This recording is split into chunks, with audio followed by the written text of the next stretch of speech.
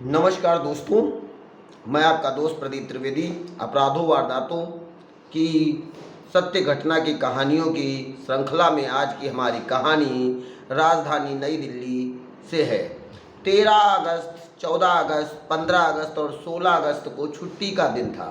13 अगस्त, 14 अगस्त, 15 अगस्त और 16 अगस्त 2022। दिल्ली में रहने वाले दो लड़के छुट्टी होने के कारण हरिद्वार, मंसूरी, उत्तराखंड की पहाड़ियों में घूमने गए थे।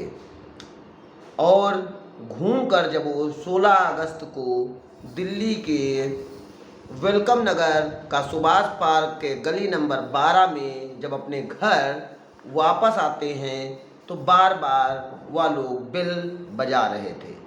बार बार बेल बजा रहे थे, लेकिन कोई आवाज़ अंदर से नहीं आ रही थी, ना ही कोई दरवाज़ा खोलने आ रहा था।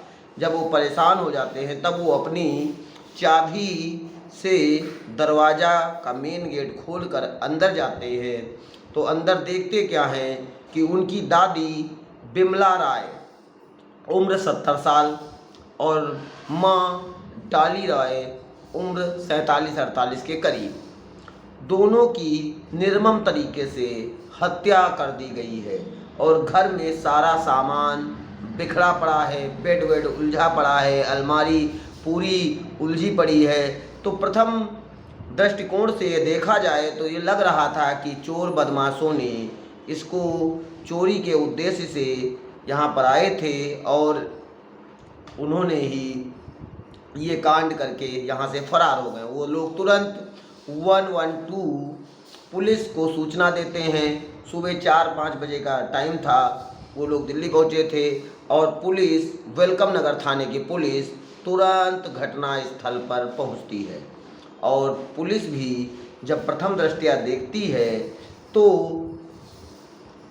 उसको भी ये आभास होता है कि ये किसी अपने आदमी ने, किसी जानकार आदमी ने, जिसका घर तक आना जाना था, घर में उठना बैठना था, उसी ने किया है। क्योंकि लोगों से इधर उधर से जब बात की जाती है तो 13 अगस्त की बात किसी ने रात में इनको जाते हुए नहीं देखा था। सभी लोग बताते हैं कि जो इन दो बच्चे थे, सार्थक और शशांक राय, इनकी दिल्ली के चांदनी चौक में पूजा की दुकान है, पूजा का सामान बेचने का काम करते थे। इनके पिताजी की 2 साल पहले डेथ हो गई थी। यही दोनों बच्चे अपना पढ़ाई के साथ साथ ये काम करते थे। छुट्टी का अवसर मिला था इसलिए गए थे।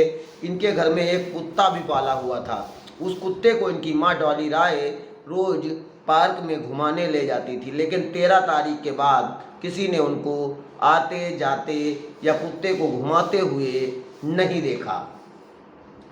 फिर एक व्यक्ति वहाँ पर आता है, वो भी बताता है कि मैं 13 तारीख की शाम को, शिवम गुप्ता उसका नाम था, वो कहता है कि मैं आया था जन्माष्टमी का चंदा लेने, लेकिन चंदा लेने के लिए मैं बार बार दरवाजे की बेल बजा रहा था, लेकिन कहीं कोई निकला नहीं। जबकि हर बार इनके घर से, इनके परिवार से एक अच्छा चंदा जन्माष्टमी के अवसर पर दिया जाता है, लेकिन नहीं निकला। तो हमें लगा कि कहीं चली गई होंगी। अब पुलिस सार्थक और शशांक से पूछताछ कर रही थी और ये भी जांच कर रही थी कि तुम्हें किसी पर शंका है, कोई ऐसा व्यक्ति है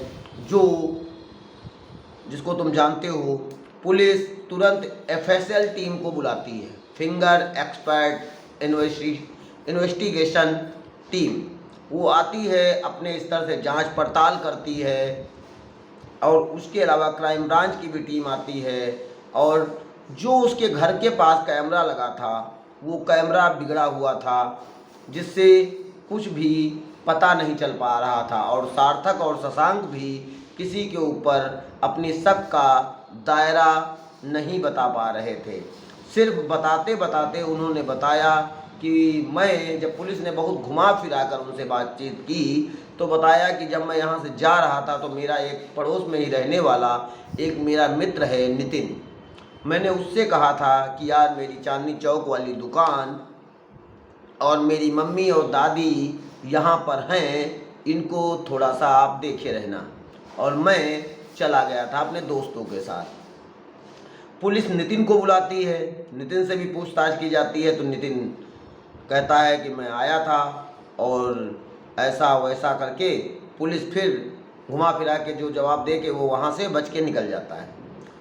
लेकिन पुलिस सारे तरीक़ों से जांच पड़ताल कर रही थी, कहीं से भी उसको कोई भी तथ्य सामने नहीं आ पा रहा था। फिर पुलिस एक बार नितिन को बुलाती है और नितिन से पूछती है। तो नितिन कहता है कि मैं गया था, क्योंकि एक बार उसको मंदिर डॉली राय के साथ कहीं जाते हुए देखा गया था। और डॉली राय, जब उससे पूछा जाता है कि आप इनके साथ कहाँ गए थे, तो वो मंदिर गया था बताता है। मंदिर की लोकेशन जब ट्रेस की जाती है तो वैसा ही निकलता है कि वो मंदिर ही गया था, डॉली राय जी को मंदिर ही लेके गया था।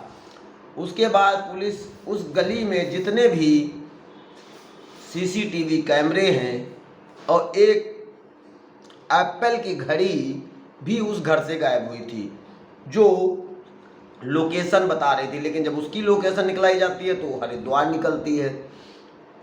पुलिस पूरी तरह से जांच पड़ताल में लगी थी, लेकिन कहीं से कोई भी जरा सा भी साक्ष्य नहीं मिल पाया रहा था। शव को पोस्टमार्टम के लिए भेजा गया। पोस्टमार्टम के बाद परिवार वालों ने उन शवों का अंतिम संस्कार कर दिया। उसके उपरांत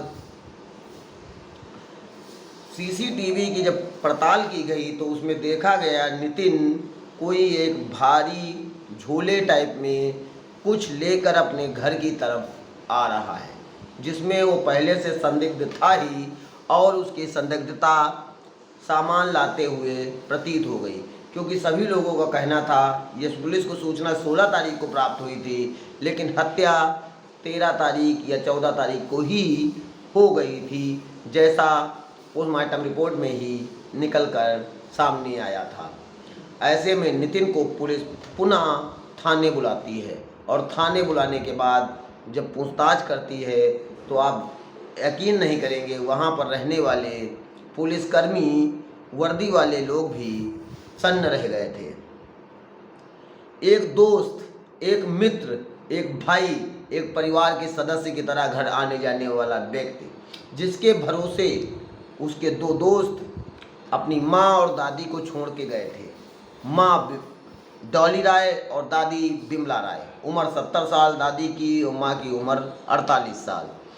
और वही दोस्त लालच के, लोभ के चक्कर में पड़कर अपने दोस्त माँ और दादी की निर्ममतापूर्वक हत्या करके वहाँ से जेवर और कीमती सामान लेकर निकल गया। जब पुलिस सख्ती से पूछताछ करती है तो वह अपना गुनाह कबूल कर लेता है और बताता है कि मेरे ऊपर कर्जा था और वो ब्याज पे चल रहा था, मुझे वो पैसा अदा करना था, कहीं से कोई रास्ता नहीं आ रहा था। जब ये लोग चले गए तो मुझे लगा अब ये लोग वापस नहीं आएंगे। ऐसे में लालच के कारण मैं चोरी करना चाहता था, लेकिन इन लोगों को पता चल गया और जिसकी वजह से आगे मेरा नाम ना आने पाए, इसलिए मैंने इनकी दोनों की निर्ममतापूर्व हत्या कर दी।